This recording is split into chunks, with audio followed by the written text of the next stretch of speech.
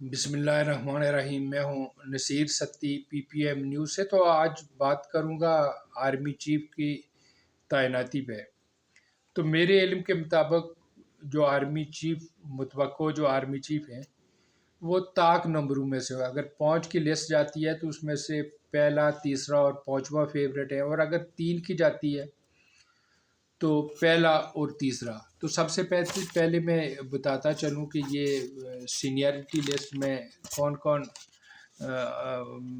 Generals اس list میں آتے ہیں۔ تو ان میں پہلے نمبر پہ عاصم منیر ہے، دوسرے پہ سائر شمشاد ہے، تیسرے پہ اطہر عباس ہے، چوتھے پہ نعمان محمود راجہ اور 5ویں پہ فیض حمید۔ تو 75 برس سے جھوٹ پہ پلنے والی قوم کو اب سمجھ جانا چاہیے کہ پاکستان آخر ہر وقت بحرانوں کا شکار کیوں رہتا ہے۔ تو اس کی واحد وجہ ہماری نائل، نکمی اور وی این سیاری لیڈرشپ ہے، جن سے ایک تعیناتی جو ہے وہ نہیں ہو پا رہی۔ ویسے تو جو آرمی چیف کی تعیناتی ہے یہ ایک روٹین میٹر ہے، لیکن ہمارے آرمی چیف کا رول اتنا وسیع ہے۔ وہ کہاوت ہے کہ ہاتھی کے پاؤں میں سب کا پاؤں۔ تو ہمارا آرمی چیف ہر طرف ڈانگ پھیرتے نظر آتے ہیں، وہ خزانہ ہو، وہ داخلہ ہو، وہ خارجہ ہو، وہ معیشت ہو، اور ان سے فرصت ملے تو دفاع۔ تو ان حالات میں ہر حکومت کی خواہش ہوتی ہے کہ ان کا پسندیدہ آرمی چیف ہو، باوجود اس کے کبھی وہ ان کا ہوا نہیں۔ لیکن اب کی بار یہ کڑماس کوئی زیادہ ہی برپا ہو گیا ہے۔ باجوہ صاحب نے بھی ڈانگ پھنسا لی۔ میری ڈانگ سے مراد وہ سٹک ہے، وہ چھڑی ہے جو سرونگ چیف آنے والے چیف کے حوالے کرتا ہے۔ تو یہ ڈانگ جنرل مشرف نے بھی پھنسائی تھی جب جنرل کیانی آرمی چیف بنے تھے۔ تو 3-4 بار کھینچنے کے بعد جو ہے وہ نکال کر جنرل کیانی کے حوالے کی تھی۔ تو اس وقت کا سنیریو کچھ اس طرح تھا کہ جنرل مشرف نے جو اس وقت کے جو چیف جسٹس تھے افتخار چودھری، ان کو جو ہے ہاؤس اریسٹ کر دیا تھا۔ تو اس کے اوپر ایک تحریک چل رہی تھی، جیسے آج کل ایک تحریک خان صاحب حقیقی آزادی مارچ کے نام سے چلا رہے ہیں۔ اس وقت بھی ایک تحریک جو تھی وہ سڑکوں پہ تھی، اور وہ چیف جسٹس کی بحالی کے لیے تھی۔ اور اس بحالی کی تحریک کے پیچھے اصل میں اس وقت کے D G I S I جو ہے جنرل کیانی جو تھے وہ تھے، اور ان کے ڈونڈے جو تھے وہ واشنگٹن سے جا ملتے تھے۔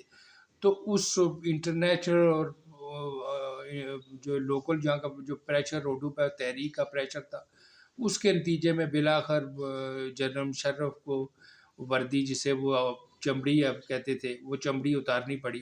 لیکن اب کی بار جنرل باجوہ نے اس امید پہ ڈانگ پھنسا لی ہے کہ حکومت اور اپوزیشن نے آپس میں سینگ پھنسا لیے، دونوں کے اپنے اپنے پسندیدہ آرمی چیف ہیں۔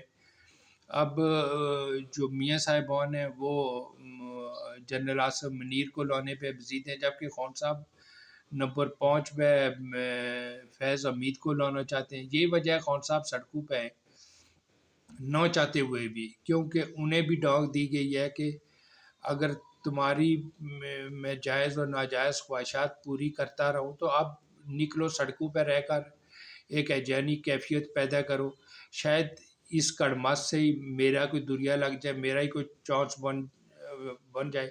لیکن قاتلانہ حملے کے بعد خان صاحب نے جو حقیقی آزادی کی تحریک ہے اس کو صحتیاب ہونے تک ملتوی کر دیا تھا، لیکن پھر ڈانگ پھیری کہ اگر خود نہیں نکل سکتے تو اپنی سیکنڈ رو لیڈرشپ کو جو ہے نکالو۔ ان کو کیا موت پڑی، اور پھر حقیقی مارچ سلو مارچ کرتا چل پڑا۔ تو باجوہ صاحب کو بھی یہی سوٹ کرتا ہے کہ اس کڑماس میں شاید ایک اور ایکسٹینشن ان کے حصے میں آ جائے۔ دوسری طرف میاں صاحبان جو ہیں وہ نمبر 1 جنرل عاصم منیر پہ بزید ہیں، لیکن اس کے لیے کچھ قانونی پیچیدگیاں بھی ہیں۔ اگر باجوہ صاحب اپنا ٹینیور مکمل کرتے ہیں تو عاصم منیر صاحب جو ہے وہ 26 نومبر کو ریٹائر ہو رہے ہیں۔ یہی وجہ ہے کہ بہو جی نے مشورہ دیا ہے وزیر اعظم پاکستان شہباز شریف کو کہ جو عاصم منیر ہے ان کو وائس چیف لگا دیا جائے، اس طرح وہ 4 اسٹار جنرل بن جائیں گے۔ اگر ایسا ہوا تو یہ پاکستان کی تاریخ میں پہلی بار ہوگا کہ 3 4 اسٹار جنرل بن جائیں گے۔ ویسے روٹین میں 2 ہوتے ہیں، ایک آرمی چیف ہوتا ہے، دوسرا CJSC ہوتا ہے، لیکن اگر باجوہ صاحب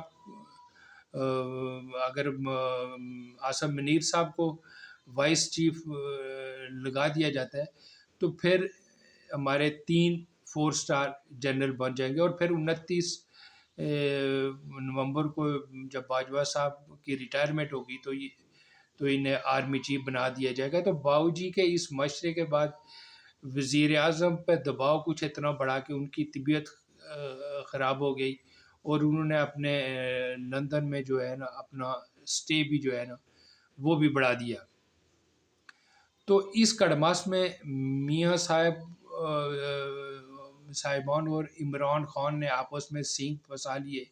اگر آپ نے 12 سنگھوں کی لڑائی دیکھی ہو تو ان کی لڑائی میں ایک وقت ایسا آتا ہے کہ جب ان کے سینگ پوری طرح پھنس جائیں تو پھر وہ چاہتے ہوئے بھی اپنے سینگ نہیں چھڑا پاتے، پھر ان کو چھڑانے کے لیے کسی بیرونی مدد کی، بیرونی امداد کی ضرورت ہوتی ہے۔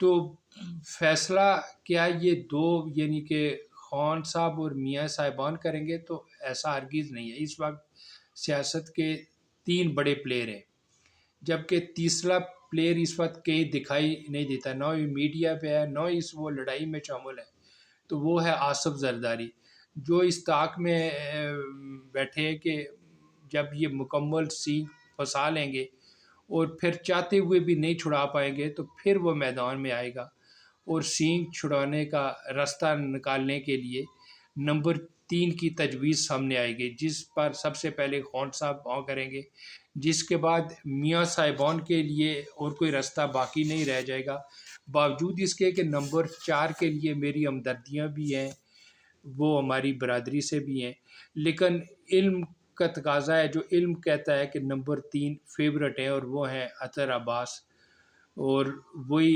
مستقبل کے آرمی چیف ہوں گے۔